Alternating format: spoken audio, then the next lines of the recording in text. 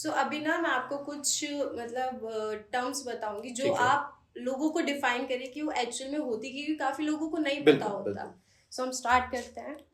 सो सबसे पहले हमारा स्कैल्पिंग। ओके, स्कैल्पिंग क्या होती है कि आपने जो क्वांटिटी बाय करी वो ज्यादा, मतलब आप हाई वॉल्यूम पे खेल रहे हो बट प्राइस कम पे खेल रहे हो आप। फॉर एग्जाम्पल अगर आपने 10 रुपीज का बाय करा तो 10.50 आते ही आपने सेल कर दिया, बिकॉज ऑफ आपकी क्वांटिटी बहुत ज्यादा थी। तो आपने वहां पर प्रॉफिट बना लिया। मतलब छोटा प्रॉफिट, मतलब छोटे पॉइंट पे खेलना, कम प्राइस पे खेलना but quantity high, volume high, तो उसको हम स्कैल्पिंग कहते हैं। और ये प्रोफेशनल्स के लिए होती है। ओके, सो बिगनर्स इसको ट्राई ना बिगनर्स ना, करें। क्योंकि बिकॉज बिगनर्स इसलिए क्योंकि वो आपको बहुत जल्दी एक्शन लेना है। अगर आपने अभी ऑर्डर डाला, एकदम से वो 50 पैसे बढ़ गया और आपकी क्वांटिटी अच्छी है, तो आप फटाफट प्रॉफिट बुक कर लो। क्योंकि अगर वो 1 रुपए गिर भी गया तो आपकी क्वांटिटी बड़ी होने से आपको लॉस भी बड़ा हो सकता है। तो वो बड़े जो प्रोफेशनल्स हैं, जिनको मार्केट में टाइम हो चुका है काफी, उनको ही करना चाहिए। And then intraday trade. Intraday हुआ कि आपने जो स्टॉक बाय करा ना, सुबह जो स्टॉक मार्केट होती है हमारी, वो मंडे टू फ्राइडे ओपन होती है सुबह 9:15 AM से दोपहर के 3:30 बजे तक, यानी 3:30 PM तक। आप 9:15 से लेके 3:30 के बीच में जो स्टॉक आप बाय कर रहे हो, उसको 3:30 से पहले पहले आपको बेचना है। फॉर एग्जांपल अगर आप 10 AM को स्टॉक बाय कर रहे हो, आपको 3:30 से पहले उसको बेचना ही बेचना है। अगर आप नहीं बेचोगे तो अप्रोक्सीमेटली 3:30 के पहले ही ना ब्रोकर आपका खुद ही उसको एग्जिट कर देगा। तो आपको इंट्राडे का सिंपल मतलब है same day buy same day sell. बिल्कुल। देन हमारा आईपीओ। आईपीओ तो अब देखो, जितने भी स्टॉक्स हमारे लिस्टेड है बीएसई या एनएसई पे, मतलब जितनी कंपनीज के हम स्टॉक्स बाय करते हैं, शेयर्स बाय करते हैं, अब हर एक कंपनी को एक टाइम पे अपना आईपीओ लेके आना होता है। अगर वो आईपीओ लाएंगे तभी उसका स्टॉक जो है बीएसई और एनएसई पे लिस्टेड होगा। अब ये आईपीओ की फुल फॉर्म क्या होती है? Initial public offering. और इसका सिंपल मतलब है, जब कोई कंपनी पहली बार शेयर मार्केट में आती है और अपने शेयर्स बेचती है और उसके बिहाफ पे फंड रेज करती है, उस प्रोसेस को हम आईपीओ कहते हैं। मतलब अगर कोई भी कंपनी, अभी थोड़े दिन पहले डॉम्स का आईपीओ आया, मतलब इसका सिंपल मतलब है डॉम्स कंपनी अपने शेयर आप पब्लिक को बेच रही है और उनसे फंड रेज कर रही है, उस प्रोसेस को हम कहेंगे आईपीओ। अब आईपीओ आने के बाद वो अपने आप को लिस्ट करवाते हैं स्टॉक एक्सचेंजेस पे, बीएसई और एनएसई पे। उसके बाद जो वो स्टॉक्स की ट्रेडिंग होती है, वो हम सारे ट्रेडर्स आपस में करते रहते हैं। जिसको वो बाय करना है वो बाय करे, जिसको वो सेल करना है वो सेल करे। कंपनी ने अपने फंड्स रेज कर लिए। ओके, सो सर आईपीओ जैसा आपने अभी भी बताया कि IPO it's like your one of the favourite style stock and trading में। सो आप अपने कुछ एक्सपीरियंसेस इससे रिलेटेड शेयर आईपीओ से मेरे काफी एक्सपीरियंस है, क्योंकि मैं लास्ट 3 साल से भी ज्यादा, मतलब आईपीओ में बहुत ज्यादा एक्टिव हो गया हूँ। मतलब आईपीओ में इतना एक्टिव हो गया हूँ कि मैक्सिमम आईपीओ मुझे मिल भी जाते हैं, क्योंकि मैं काफी सारी क्वांटिटीज में अप्लाई कर देता हूँ अलग अलग लॉट से। काफी सारे नहीं भी मिलते, अच्छे अच्छे आईपीओ नहीं भी मिलते, बट जो मैंने पैसा थोड़ा कमाया वो आईपीओ से कमाया। और मेरे लिए आईपीओ काफी, और आईपीओ में भी दो तरीके से पैसा बनता है। एक होता है लिस्टिंग गेन। आपको आईपीओ मिला, सेम डे जब वो मार्केट में ओपन होता है, जिस दिन वो लिस्टिंग होती है उसकी, उसी दिन आप अपना प्रॉफिट बुक कर लो। तो वो लिस्टिंग होगी, फॉर एग्जांपल अगर 500 रुपीज का कंपनी में आया, फॉर एग्जांपल टाटा टेक्नोलॉजीज का आईपीओ आया था, सो 500 का आईपीओ था। आईपीओ प्राइस मिला आपको, शेयर्स अलॉट हुए 500 के बेसिस पे, एंड लिस्टिंग हुई 1200 पे, और लिस्टिंग के बाद वो 1400 तक चला गया। तो अब जैसी 1200 पे लिस्टिंग हुई, किसी ने 1200 पे सेल करा, दैट मीन 700 का उसको प्रॉफिट हो गया। अब लिस्टिंग गेन के साथ साथ दूसरा है लॉन्ग टर्म। आप उस आईपीओ को ना सेल करो, आप थोड़े टाइम बाद बेच दो, 2 साल 3 साल बाद, या 3 मंथ 4 मंथ बाद, और अपना प्रॉफिट बुक कर लो। तो दो तरीके से कमा सकते हो। बट ऐसा नहीं है कि आईपीओ मेरे लिए जितने अच्छे थे उतना खराब मेरे लिए कभी नहीं हुए, क्योंकि मैंने आईपीओ में लॉस करा, बट वो भी गिनती के 2-3। और जितने भी लॉस मेकिंग आईपीओ थे या जो रिस्क टेकिंग आईपीओ थे, उनसे मैं दूर रहा। यस। सो जो हमारा स्टॉक और ट्रेडिंग फील्ड है, इसमें आपकी अब तक की मैक्सिमम ग्रोथ या प्रॉफिट कितना रहा है? ओके, जो मेरी मैक्सिमम ग्रोथ रही है वो लॉन्ग टर्म में रही है। आईपीओ में भी मेरे को ठीक है, अच्छा प्रॉफिट बना, बट लॉन्ग टर्म में मेरे कुछ स्टॉक्स 200+ 300% प्लस रिटर्न्स भी मेरे को दे रहे हैं, बिकॉज मैंने उनको सही टाइम पे बाय करा और होल्ड आज तक कर रहा हूँ। कुछ स्टॉक्स में मैं अपना profit time to time book करता रहता हूँ। तो ये जो आपको प्रॉफिट मिला है सबसे ज्यादा, ये किस टाइम में मिला है आपको? मतलब लॉन्ग टर्म में ही मिला। लॉन्ग टर्म मतलब मैं उन स्टॉक्स के साथ अभी भी कनेक्टेड हूँ। इसका मतलब मुझे 3 से 3.5-4 साल हो चुके हैं। किसी स्टॉक्स में 2 साल हो गए, किसी स्टॉक में 3 साल हो गए। मतलब लॉन्ग टर्म में ही, मतलब अगर आप परसेंटेज की बात कर रहे हो ना कि आपको रिटर्न्स चाहिए ऑलमोस्ट 200-300% या 100% से भी ऊपर, आपको लॉन्ग टर्म जाना ही होगा। आपको स्टॉक को 2-3 साल 4 साल होल्ड करना होगा और वो होल्डिंग पावर लानी होगी। तो ये चीज पहले मेरे को लगती थी कि ये शायद पॉसिबल नहीं है, और क्योंकि मेरे को पहले लॉसेस हुए, जैसे बट जब मेरे को ये प्रॉफिट आना शुरू हुआ तो मुझे लगा हाँ नहीं, सही स्टॉक सही टाइम पे अगर आप बाय करते हो तो आपका पैसा जरूर बनेगा। और सेम अब अगर हम आए अपने लॉस की तरफ, तो आपको सबसे बड़ा अमाउंट अभी तक क्या हुआ है लॉस? मेरे लॉस बहुत ज्यादा नहीं रहे, मैं आपको बता देता हूँ। लॉस इसलिए मेरे ज्यादा नहीं रहे क्योंकि कभी मैंने एक्स्ट्रा अमाउंट उतना ही डाला, मतलब उतना ही अमाउंट मैंने स्टॉक मार्केट में डाला जितना मैं रिस्क ले सकता हूँ, इसलिए लॉसेस बहुत बड़े नहीं रहे। छोटे मोटे लॉसेस होते रहते हैं, कभी कभार 3,000 5,000 10,000 तक के लॉसेस हो जाते हैं। बट अगर मैं कहूँ कि काफी लोग कहते हैं ना लॉसेस हो गए 10 लाख 15 लाख, मेरा मैक्सिमम लॉस 1 लाख से ऊपर आज तक नहीं गया, उससे कम ही कह लो। इतना लॉस मैंने कोई नहीं करा, और अगर करा तो वो रिकवर भी हो गया। तो सबसे बड़ा अमाउंट जो आपका लॉस हुआ है वो किस टाइम में हुआ है? अगर सेम डे इंट्राडे की बात करोगे तो कभी मैंने 5,000 से ऊपर का इंट्राडे में लॉस नहीं करा। और लॉन्ग टर्म में अगर मैं बात करूं, कोई स्टॉक में अगर मैं फंस जाता हूं, या अगर क्योंकि मेरे पास फंड्स एक्स्ट्रा होते हैं और मैं हमेशा एक्स्ट्रा फंड से लगाता हूं, तो मेरे पास होल्डिंग पावर होती है, और अच्छी चीज मैंने बाई करी थी फिर फंस जाऊं तो मैं उसको होल्ड रखता हूं, तो वो कवर कर जाती है। अगर बात करूं जो मैंने बड़ा लॉस कोई बुक करा होगा वो 10,000 से ऊपर कभी नहीं करा। मेरे लॉसेस ज्यादा नहीं रहे, उसका एक है, मैं डिसिप्लिन रखता हूँ। पहले मैंने डिसिप्लिन नहीं रखा तो लॉसेस मैं ऐसे कह सकता हूँ नोशनल, मतलब एक हमारे वर्ड होता है नोशनल, कि आप सही टाइम पे प्रॉफिट ही बुक कर रहे। मेरे कुछ स्टॉक्स में बहुत अच्छे प्रॉफिट थे, तो आप उसको कह सकते हो मैंने सही टाइम पे बुक नहीं करे, तो मैं उसको कह सकता हूँ कि हाँ वो जो परसेंट जो बीच का मार्जिन है वो मेरा लॉस है, कि मेरे को करना चाहिए था बट मैंने नहीं करे। उससे पर मेरे को डिसिप्लिन आया मार्केट में। और इस मार्केट में, स्टॉक मार्केट में, आप सारे समझो डिसिप्लिन बहुत जरूरी है। अगर आप डिसिप्लिन रहोगे ना तो आपको जितने, मतलब ये लॉसेस की मैं बात कर रहा हूँ, ये आएंगे ही नहीं, क्योंकि डिसिप्लिन चाहिए ना। आप लॉसेस का कम से कम रखो, स्टॉप लॉस रखो, तो ये चीज है। इसलिए मेरे लॉसेस बहुत बड़ी नहीं रहे, ओवरऑल जितना भी लॉस रहा वो मैंने फिर रिकवर कर लिया धीरे धीरे। सो म्यूचुअल फंड्स को लेके आपका क्या ओपिनियन है कि जो कॉर्पोरेट लाइफ, जो कॉर्पोरेट एम्प्लॉयज होते हैं उनके लिए म्यूचुअल फंड एक अच्छा ऑप्शन है या फिर नहीं? अब देखो, म्यूचुअल फंड का आपने क्वेश्चन पूछा, मैं खुद एक म्यूचुअल फंड डिस्ट्रीब्यूटर हूँ। सो मैं AMFI registered mutual fund distributor हूँ, जिसमें मेरा काम ही यही है कि मेरे को म्यूचुअल फंड सेल करने होते हैं अपने क्लाइंट्स को। अब मैं अपने थोड़ा बिजनेस का पॉइंट ऑफ व्यू आपको बताता हूँ, फिर देन हम इस क्वेश्चन पे चलेंगे। सो मैंने आपको बताया था कि 2018 से 20 के बीच में मैं कुछ बिजनेस भी कर रहा था।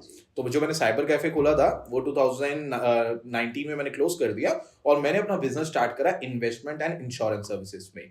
मैंने एनआईएसएम का एग्जाम क्लियर किया, म्यूचुअल फंड डिस्ट्रीब्यूटर का एक एग्जाम होता है, उसमें मैं क्लियर हुआ। मैंने एआरएन के लिए अप्लाई करा, that is AMFI registration number, और एआरएन नंबर आते ही मेरे को एमफी का लाइसेंस मिल गया 2018 में। अब मैं म्यूचुअल फंड सेल कर सकता हूँ।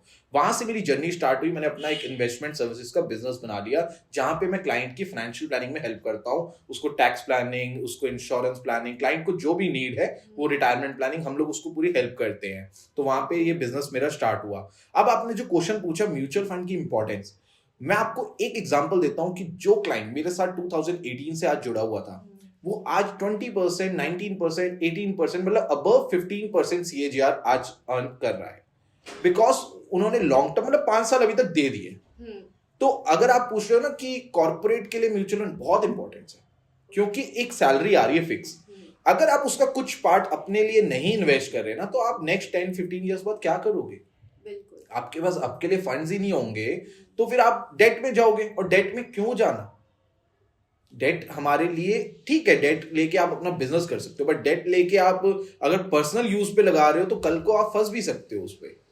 तो इस चीज के लिए मैं कहता हूं, जैसे आज से ही रिटायरमेंट प्लानिंग शुरू करो, आज से ही अपने फ्यूचर में अपना, अगर आप पेरेंट हो तो आप अपने बच्चों के लिए आज से ही सोचो, उनकी मैरिज के लिए आज से ही सोचो। और जो म्यूचुअल फंड के अंदर एसआईपी है वो बहुत अच्छा माध्यम है। एसआईपी के थ्रू आप 500 रुपए से भी स्टार्ट कर सकते हो। आप हर महीने 500 इन्वेस्ट करके जोड़ लो, 5-5 हजार करके जोड़ लो। तो मतलब अगर आपकी सैलरी है, तो मैं मानता हूं कि अगर कोई 25 इयर्स का है और उसकी अच्छी सैलरी है, अबव 50,000 है या लाख रुपीस है पर मंथ, तो एटलीस्ट उसको 20% तो करना ही चाहिए। 20 नहीं कर रहा तो 10-15 तो बिल्कुल करे। अगर वो नहीं कर रहा तो वो बहुत बड़ा एक अपॉर्चुनिटी छोड़ रहा है, क्योंकि इंडिया जो है ना बहुत ग्रो करने वाला है, अभी ऑलमोस्ट कर चुके हैं और अभी इससे कहीं गुना होनी है ग्रोथ। तो ऐसी अपॉर्चुनिटी पता नहीं दोबारा आए ना आए, तो जो सामने है वो आज इन्वेस्ट करो इंडिया में, आपको रिटर्न बनेगा। ओके। तो सर जैसे अभी ना रिसेंट में जो हमारे इलेक्ट्रिक व्हीकल्स और ये सब बहुत ज्यादा ट्रेंड में चल रहे हैं, तो इसकी वजह से जैसे हमारे अडानी पावर्स और ये सब इनके स्टॉक्स जो है, ये आपको क्या लगता है इन पे अभी इन्वेस्टमेंट करना या इनको लेना? देखो, ईवी सेक्टर तो बहुत आने वाले टाइम ईवी सेक्टर के लिए बना हुआ है। आप देखो, मैं तो काफ़ी जगह अभी जब मैं आ रहा था तब भी मैं देख रहा था कि यार ईवीज की ऑटोज आने शुरू हो गए हैं, ईवीज के ओला एथर इनके स्कूटर्स आने लग गए हैं, ओला का आईपीओ आने वाला है। तो ईवी सेक्टर आने वाले टाइम पे बहुत ग्रो करेगा, और ईवी सेक्टर से रिलेटेड जो कंपनीज बैटरीज बना रही है वो बहुत ग्रो करने वाली है। ईवी सेक्टर की बैटरी में लिथियम यूज करता है, जो लिथियम से रिलेटेड स्टॉक्स है वो ग्रो करेंगे, जो टायर के स्टॉक्स है वो तो ऑलमोस्ट ग्रो करेंगे। तो क्वेश्चन रहा आपका अदानी पावर के, टाटा पावर पे, तो इन्होंने थोड़ा सा रिटर्न दे दिए हैं। मतलब अगर मैं बात करूँ अच्छे रिटर्न ये ऑलरेडी दे चुके हैं, है इनके अंदर कैपेसिटी, बट इनके अंदर मुझे लगता है कि बहुत ज्यादा अभी रिटर्न टाइम लगेगा, आ सकता है रिटर्न। बट अभी इन्होंने अपने रिटर्न जो देने थे लास्ट 2-3 सालों में या 1.5 साल में, इन्होंने अच्छे रिटर्न दे दिए अपने इन्वेस्टर्स को। बट आने वाला टाइम ईवी के लिए बहुत इंपॉर्टेंट है, और टाइम ही ईवी का है, बिकॉज पेट्रोल या फॉसिल फ्यूल्स एक ना एक दिन खत्म होने हैं, तो ईवी तो ग्रो करेगा ही करेगा। बिल्कुल। Okay, so sir any disadvantage और एडवांटेज हमारी ऑनलाइन ट्रेडिंग और जो हमारी पहले ऑफलाइन या फिजिकल ट्रेडिंग होती थी, इसमें कोई एडवांटेज या डिसएडवांटेज? अच्छा, तो सबसे पहले बात करते हैं फिजिकल ट्रेडिंग की। मुझे कुछ एडवांटेजेस इतना आइडिया नहीं, बिकॉज मैंने कभी उसके बारे में देखा नहीं। जस्ट आपने अगर स्कैम 1992 देखी होगी तो हमने उसमें देखा कि बीएससी के अंदर एक पूरी रिंग होती है जहाँ पे फिजिकल ट्रेडिंग होती थी। 90s का टाइम था जब एक्चुअल लोग जाते थे वहीं स्टॉक्स बाय करते थे, वहीं स्टॉक सेल करते थे। तो उसकी डिसएडवांटेजेस थी ये, बहुत ज्यादा लड़ाई भी होती थी। हमने मूवी में भी देखा है, क्रैश आ जाता था तो एक दूसरे को ही लोग मारने लग जाते थे। तो ये चीजें थी। और एडवांटेजेस आप कह लो कि उस टाइम हाँ था कि बीएससी लोग जाते थे, शौक होता था बीएससी में लोगों को जाने का। वो चीज आज खत्म हो गई है। आज हम लोग तो बीएससी जाएंगे तो इतनी जल्दी एंट्री नहीं मिलती किसी को भी, आम बंदा उसके अंदर नहीं जा सकता। तो वो चीजें खत्म हो गई है। रही बात जो आपने पूछा ऑनलाइन ट्रेडिंग, उसके एडवांटेजेस तो देखिए बहुत है। आज मेरे पास मोबाइल है, मैं क्या नहीं कर सकता। मैं अपना मोबाइल ऑन करता हूँ, कोई भी स्टॉक्स बाय कर लेता हूँ, किसी के बारे में रिसर्च करनी है उसमें कर लेता हूँ, यूट्यूब पे जाके उसके बारे में पढ़ाई कर लेता हूँ। हर एक चीज मोबाइल के थ्रू है। तो ऑनलाइन ट्रेडिंग होने से बहुत ईज मिल गया है। मतलब एक चीज आप और कह सकते हो, कमीशन बहुत कम हुई है, मतलब ब्रोकरेज जिसको हमारे वर्ड्स में कहते हैं वो काफी कम हुई है। ये भी एक एडवांटेज है। इससे क्या हुआ, काफी लोग नए एंटर करे। अब जब ब्रोकरेज ज्यादा थी ना, मैं 2017 में जब मैंने स्टार्ट किया था, मैं 20 पैसा 30 पैसा 40 पैसा तक मैंने दी है ब्रोकरेज। मतलब 1 लाख रुपीस का अगर मैंने कोई बाय करा तो ऑलमोस्ट 300-200 में ब्रोकरेज दे देता था। बट आज कुछ और टाइम है। आज अगर 1 लाख का मैं बाय कर रहा हूँ तो 20 रुपीज पर ऑर्डर देना है मेरे को, और वो कुछ ब्रोकर्स तो बाइंग पे फ्री रखते हैं। तो इससे ना पब्लिक का इंटरेस्ट जागा कि यार ठीक है, कम ब्रोकरेज है तो हम एक बार स्टार्ट तो करते हैं। पर पहले तो ऐसा होता था कि अगर किसी ने लॉस करा फॉर एग्जाम्पल 1 लाख का, तो इसके ऊपर 10,000 और डाल दो तो वो तो ब्रोकरेज भी चला गया, तो टोटल हो गया 1,10,000। बट आज थोड़ा सा काफी फर्क आ गया, तो उससे भी इंटरेस्ट जागा। तो एडवांटेजेस बहुत है। डिसएडवांटेज आप ये कह सकते हो कि इतना ईज हो गया कि हर बंदा 1 मिनट में डाउनलोड करता है और स्टार्ट कर देता है इन्वेस्टमेंट। वो ये नहीं सोचता कि मैं ये जो बाय कर रहा हूँ किस बेसिस पे कर रहा हूँ, मैं उसके बारे में स्टडी भी नहीं कर रहा। मैं किसी से बस मान लो किसी फ्रेंड ने कह दिया, उसको भी किसी ने कह दिया, तो ये चीजें थोड़ी ठीक होनी चाहिए। मतलब इसका पॉइंट ये है कि अगर आप स्टार्ट कर रहे हो ट्रेडिंग या इन्वेस्टिंग, पहले आप उसके बारे में सीखो फिर डिसीजन लो। इमीडिएट ये नहीं कि अकाउंट आज खुलने लग गए 2 घंटे में, तो इसका ये मतलब नहीं आपको भी 2 घंटे में इन्वेस्टमेंट स्टार्ट कर देंगे। इन्वेस्टमेंट अगर आप लॉन्ग टर्म इन्वेस्टर बनना चाहते हो, आपको टाइम लगेगा ही लगेगा। वेयर शॉर्ट टर्म ट्रेडिंग करनी है तो उसके लिए भी बहुत सारी चीजें सीखनी पड़ती है। टेक्निकल एनालिसिस सीखना पड़ता है। अगर आप टेक्निकल नहीं सीखोगे तो मुश्किल आएगी। ये सब चीजें सीखनी पड़ती है। बिल्कुल। तो सर जैसे ना कुछ होते जैसे कि कोई बिल्कुल 0% है, कोई बिगनर है, उसको कुछ नहीं पता स्टॉक एंड ट्रेडिंग का, बट अगर आपको उसको 2 मिनट के अंदर इस फील्ड की थोड़ी नॉलेज देनी हो जिससे हाँ उसको एटलीस्ट आइडिया पड़े, तो आप कैसे देंगे? अच्छा देखो, स्टॉक मार्केट पहले तो सबसे पहला पॉइंट है इन्वेस्टमेंट क्यों करनी चाहिए। ठीक है, सबसे पहला क्वेश्चन ही उसके लिए है। वो भी अगर कहेगा कि मैं आज किसी बिगनर को कहता हूँ आपको इन्वेस्टमेंट क्यों करनी है, इसलिए करनी है वेल्थ क्रिएशन करनी है। अगर आप वेल्थ क्रिएशन नहीं करोगे, आप अपना रिटायरमेंट का टाइम या अगर अपने नेक्स्ट कुछ टाइम कैसे बिताओगे। दूसरा पॉइंट, इन्फ्लेशन। मार्केट में अगर आपके पास 1 लाख रुपए पड़े हैं और उसको आप लॉकर में रख दो और नेक्स्ट ईयर उस 1 लाख को निकालो तो वो 7% कम हो जाएगा। इन्फ्लेशन को अगर हम 7% ले, इसका सिंपल मतलब है आज जो चीज 1 लाख की मिल रही है वो 1 साल बाद 1,07,000 की हो जाएगी। बट अगर आपके वो लॉकर में ही पड़ा रहेगा तो वो तो सेम वैल्यू रहेगी। तो इसका मतलब वो डेप्रिशिएट हो रहा है। दूसरा, अगर आप उसको एफडी में भी रखते हो तो वहां पर रिटर्न तो आ जाएगा बट आपकी अर्निंग नहीं होगी, क्योंकि एफडी भी आपको 6-7% ही देगा और इतना तो इन्फ्लेशन ही है। तीसरा, आपके पास एक प्रोडक्ट बचता है जो आता है म्यूचुअल फंड, या बेसिकली अगर हम उसको कहें स्टॉक मार्केट। वहीं पे आप इन्फ्लेशन को बीट कर पाओगे। तो आपको एक वेल्थ क्रिएशन करने के लिए, दूसरा इन्फ्लेशन के लिए, तीसरा आ जाता है डाइवर्सिफिकेशन के लिए। अगर आपने कुछ पैसा एफडी में रखा हुआ है, कुछ पैसा और फिक्स्ड इनकम सिक्योरिटीज में रखा हुआ है, कुछ आपको स्टॉक्स में भी डालना चाहिए, सो दैट आपको एक अच्छी रिटर्न्स आए और इन्फ्लेशन को आप बीट कर पाओ। इन्फ्लेशन बीट करना बहुत जरूरी है। तो बिगिनर को अगर स्टॉक मार्केट स्टार्ट करनी है ना, आज यूट्यूब पे हर एक चीज अवेलेबल है, वहां से सीखो। कौन से स्टॉक्स में इन्वेस्ट करना है वो मत सीखो, पहले प्रोसीजर समझो। नहीं तो आप बहुत सारे कोर्सेस अवेलेबल है, आप अच्छे इंस्टीट्यूट पे जाके कोर्स कर सकते हो, कोई दिक्कत नहीं। पैसा लग रहा है, आप पैसा दीजिए। फ्री में तो सीखना, तो फ्री में सीखना है तो फ्री में फ्री जितना ही मिलेगा। एक बात मैं आपको क्लियर कर दूं, जब तक आप पैसा नहीं खर्चोगे ना, कोई भी आपको अंदर की बात नहीं बताएगा। पैसा आपको खर्चना पड़ेगा। फ्री में देखो, फ्री का ही हमें ज्ञान मिलता है। अगर मैं भी किसी को फ्री में तो उतनी ही बात बताऊंगा जितना मेरे को ठीक लगेगा, बट जब तक मेरे को भी पैसा नहीं आएगा मैं सारी बातें नहीं बताने वाला। तो ऐसी पूरी वर्ल्ड में यही होता है।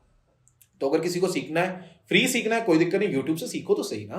एटलीस्ट उसके बारे में नॉलेज लो, स्टॉक्स क्या है, म्यूचुअल फंड्स क्या है, क्यों जरूरी है, ये आप सीखो। बहुत सारी वीडियोस अवेलेबल है, मेरे चैनल पे जाओ, बड़े बड़े क्रिएटर्स हैं, सबके चैनल्स अवेलेबल है, इवन कोर्सेज बहुत अवेलेबल है, बुक्स अवेलेबल है। ये सब पढ़ना स्टार्ट कीजिए, इंटरेस्ट आएगा। जब आपको लगेगा इस फील्ड में आपको करियर बनाना है, आप कोर्स स्टार्ट कर दीजिए। बिल्कुल ये जी बिल्कुल। तो अभी जैसे बिगनर्स, अभी बहुत ज्यादा स्टॉक हमारा जो फील्ड है बहुत ज्यादा ग्रो कर रहा है, बहुत नए बिगनर्स आ रहे हैं, जैसे कि आपने बोला, अब लोग इंटरेस्ट बहुत ज्यादा ले रहे हैं इसमें। तो कोई जो बिगनर्स है उनके लिए ऐसे कोई 2-3 स्टॉक्स जो मतलब इसमें रिस्क टेकिंग तो पूरा प्रोसेस है, बट हाँ जो मिनिमम रिस्क टेकिंग ऐसे स्टॉक्स हो। बिगनर्स को हमेशा लार्ज कैप के साथ जाना चाहिए। अच्छा, बिगनर्स के लिए मैं 1-2 एडवाइस दे देता हूँ। अगर आप स्टॉक मार्केट में बिगनर हो ना, तो आपको इंट्राडे एफएनओ ट्रेडिंग नहीं करनी। दूसरा, कैश मार्केट हम इसमें कहते हैं। सो कैश मार्केट क्या होगी? बेसिकली जो हम स्टॉक्स बाय करते हैं लॉन्ग टर्म के लिए, वो हम कैश मार्केट से बाय करते हैं। सिंपल डिलीवरी बाय करते हैं कि हम स्टॉक को लेके उसमें ऑनर बन जाते हैं उस कंपनी के। तो आप जब तक कैश मार्केट में प्रॉफिटेबल 2-3 साल तक प्रॉफिटेबल नहीं बन रहे, तब तक आपको इंट्राडे या एफएनओ तो करना ही नहीं।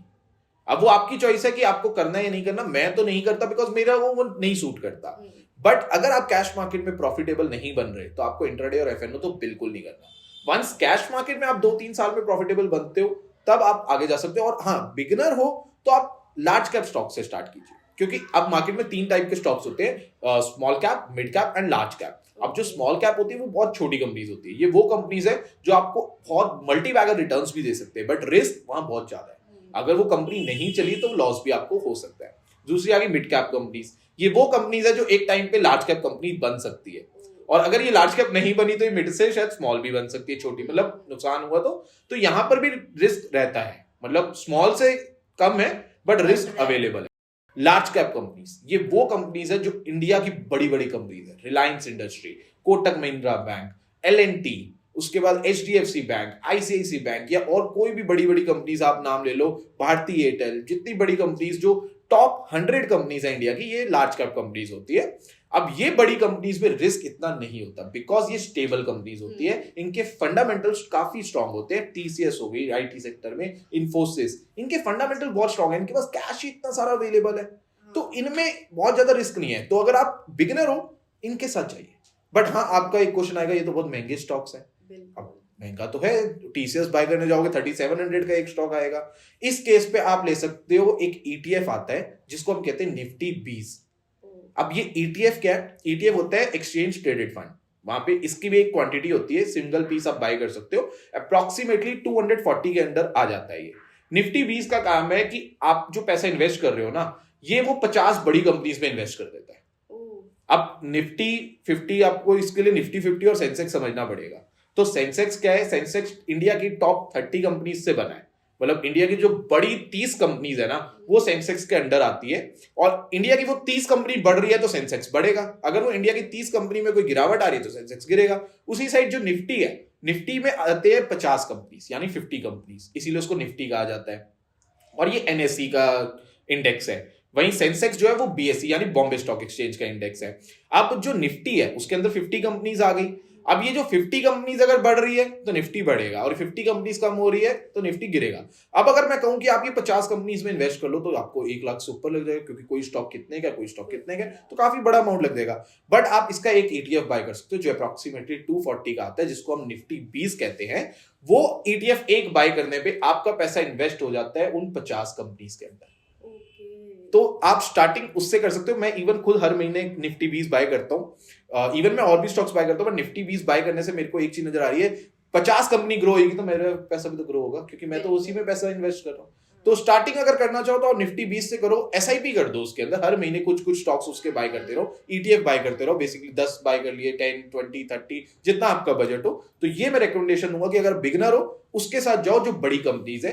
मिड कैप स्मॉल कैप तब आना चाहिए जब आपकी रिस्क एपेटाइट बन जाएगी, धीरे धीरे ही बनेगी, जल्दबाजी मत करो मार्केट में। बिल्कुल। तो हमारे बिगनर्स के लिए कोई बुक या फिर कोई ऐसा कोर्स जो आप सजेस्ट करना चाहें? मैं एक बुक सजेस्ट कर देता हूँ जो मेरा, जिसने कह दो लाइफ बदली। तो जैसे मैंने आपको बताया मेरे लॉसेस बहुत बड़े नहीं हुए, बट लॉसेस हुए, बट मेरे लिए वो बड़ा ही है, कोई भी लॉस छोटा नहीं है। तो उस लॉसेस से अब मेरे को समझ नहीं आ रहा था, मैंने एक बुक पढ़ी, एक ऑथर है कैलकाटा बेस्ड, और उनकी बेसिकली वो भी स्टॉक्स एडवाइजरी है, सेबी रजिस्टर्ड है, पूरे रजिस्टर्ड है। उन्होंने एक बुक लिखी जिसका नाम है how to avoid loss and earn consistently in the stock market. तो उनका ऑथर का नाम है प्रसन्नजीत पॉल। मैंने ये बुक पढ़ी ऑलमोस्ट 2018 में, और इस बुक में सिंपल लिखा था कि आपको सब इंट्राडे या एफएनओ या अगर आप बोरो करके पैसा मतलब लोन लेके इन्वेस्ट कर रहे हो, इन सब चीजों से दूर रहना है। मैंने वो सारी चीजें फॉलो करी। दूसरा, जितना ऑथर ने उसमें सिखाया था कि किस बेसिस पे स्टॉक बाय करने हैं, कैसे स्टॉक्स को फिल्टर करना है, वो सारी चीजें मैंने सीखी और फॉलो करी। मुझे लगता था शायद ये चीज काम नहीं आएगी, बट बिलीव करो जो रिटर्न आया ना वो उसी की वजह से आया। और अच्छा है, मैं अगर एफएनओ या इंट्राडे नहीं करता तो मैं आज प्रॉफिटेबल हूं। करेंगे एक दिन जरूर, बट अभी नहीं, जब तक मेरी रिस्क एपेटाइट नहीं मानेगी मैं नहीं करने वाला। तो ये बुक है how to avoid loss and earn consistently in the stock market. ये बहुत अच्छी बुक है, सिंपल लैंग्वेज में, हर एक इंडियन इन्वेस्टर को जरूर पढ़नी चाहिए। मैं यही रेकमेंड करना चाहूंगा, स्टार्ट इससे करो। ओके, बिल्कुल। So thank you so much sir, आप आए, आपने इतनी अच्छे हमारे बिगनर्स के लिए तो स्पेशली ये वीडियो बहुत ज़्यादा ही इंपॉर्टेंट होने वाली है, बेनिफिशियल होने वाली है, क्योंकि मे बी क्या पता किसकी लाइफ कहाँ कब बदल जाए। बिल्कुल। So thank you so much for watching guys. I hope जो बिगनर्स हैं या फिर जिन लोगों के लिए मतलब थोड़ा रहता है कि स्टॉक बहुत रिस्क टेकिंग है, हम करें ना करें, उनके लिए कहीं ना कहीं एक एडवाइस मिली होगी, उनको अपने जर्नी की स्टार्ट करने के लिए एक स्टार्टिंग पॉइंट मिला होगा। So thank you so much. Thank you so much for inviting me. Thank you sir for coming.